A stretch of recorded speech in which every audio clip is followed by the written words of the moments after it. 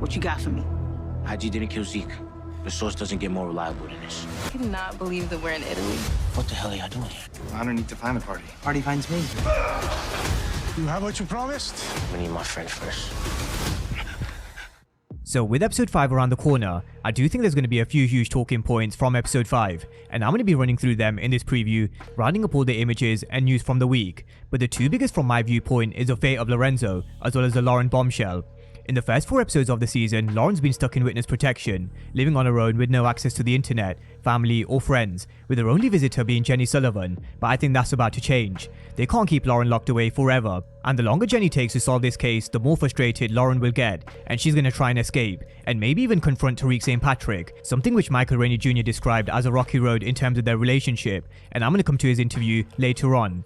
The second biggest talking point from episode 5 in my opinion is going to be the Lorenzo situation, and where I expect Monet to flip a switch and ask him to leave New York in episode 5, but I don't think he's going to make it. So I will be running through my own very theory of how Lorenzo could be killed. So we're going to run through a preview of all things episode 5, bringing together all the clues, images, interviews and teasers.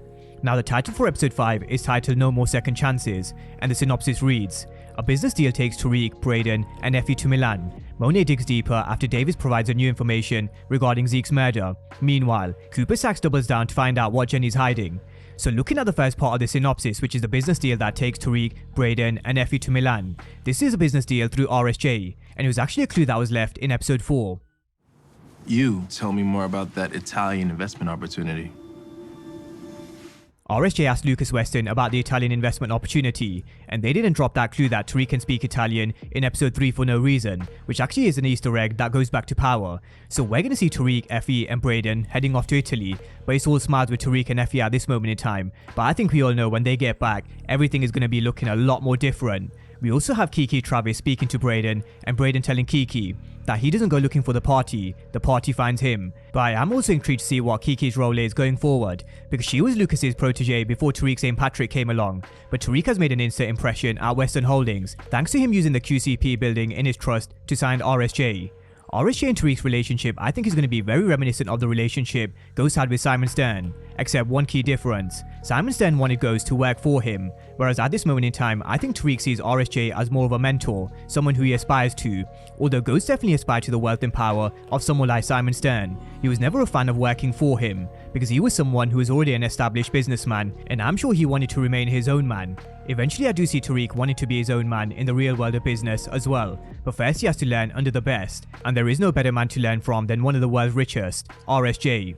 Now whatever Tariq is doing in Italy for RSJ, Effie and Tariq's smiles are about to be wiped away when Nomar and Obi come in and take a seat at their table, because this is something they won't be expecting. How Nomar knows that Tariq is in Italy, who knows? I think she has eyes and ears everywhere, running a global empire. So not only is he going to be working for RSJ in Italy, but Tariq, Brayden and Effie might have to put in some work for Nomar. Now what they get up to in Milan, who knows? But one thing we are sure of is they're going to get into a hell of a lot of trouble with some Italians. Brayden will be caught, stripped down and beaten. And when Tariq has a gun to his head in this exchange with the Italians, they're going to need Nomar's help. Now this is also the episode where we see Tariq with a cut to his cheek, and where Nomar questions Tariq whether he can replace Mecca, and he's going to say, oh yeah. And I really do think we're going to see him show his worth to both RSJ and Nomar in Italy. The issue for Tariq is, which is very similar to issue that Ghost had, was wherever he goes on business, the drug game seems to follow, and that is a big problem. His past in the drug game always found a way of coming back around to Ghost, and it seems like it's going to happen to Tariq as well.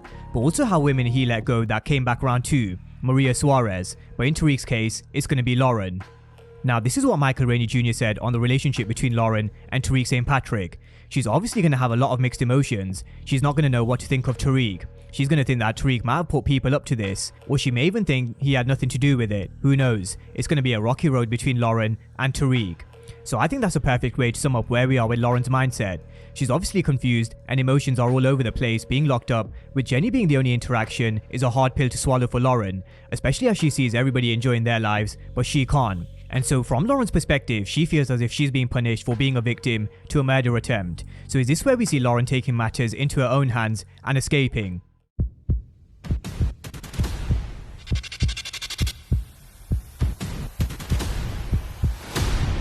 Look like you've seen a ghost or something. So this was one of the latest teasers that tells us a bombshell is about to drop, and in one of the exclusive images for episode 5, Tariq is wearing the same black jacket and grey hoodie as he is in the teaser. So could we be in for the Lauren reveal in episode 5? I definitely hope so, because I don't want this storyline dragging on for too long. But if Lauren does escape and confront Tariq, this is going to cause a huge shitstorm for the business, to the Tejadas, Tariq's relationship with Effie, as well as Brayden, and even Cooper Saxe, who took Lauren's number from Jenny's phone. So if I was to describe this situation in one word, I'd use chaos. Now, moving away from the Lauren and Tariq situation, Drew and the Tejadas have a big problem. Tucker, who is the man who did the deal with Brayden, is still alive, and we do have to point out, Blanca Rodriguez mentioned there was a CI embedded into Tucker's organization. Whether that's Tucker himself is yet to be seen, but he was moving mad shady by taking pictures of Brayden as well as Lorenzo at the motel. So it does seem like we've got Drew and Goda coming back to finish the job on Tucker, and Drew will try to bribe the lady at the front desk. The interesting thing is we do see Blanca Rodriguez at the same desk looking for answers. The question is, does Drew get there first or does Blanca Rodriguez? Those pictures will reveal Brayden was the one who was exchanging those guns, and that puts them one step closer to nailing Brayden and everybody on that investigation board.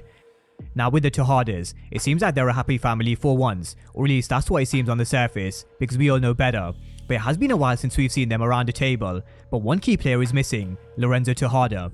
This is definitely the episode where I expect the shit to hit the fan in terms of the Zeke secret, with Monet telling Lorenzo to leave New York, and it does seem like Lorenzo's packing his shit and doing as he's told. But this is where I think Lorenzo will get a knife to the throat or back, or however this mystery killer decides to kill Lorenzo. I really don't think he makes it out of New York, and for me, it's just a question of who kills Lorenzo, and is Evelyn's return a coincidence? I hate that my boys have to pay for their father's sins, and I would hate for you to be in my position.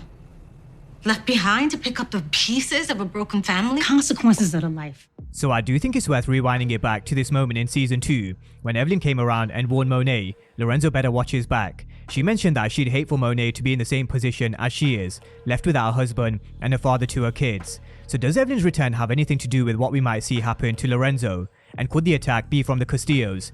What would make the situation even more tense is if they show Lorenzo being stabbed or killed, but not actually revealing the killer and leaving it a mystery for an episode or two, because that would definitely send the Power fans wild in terms of who was behind the attack.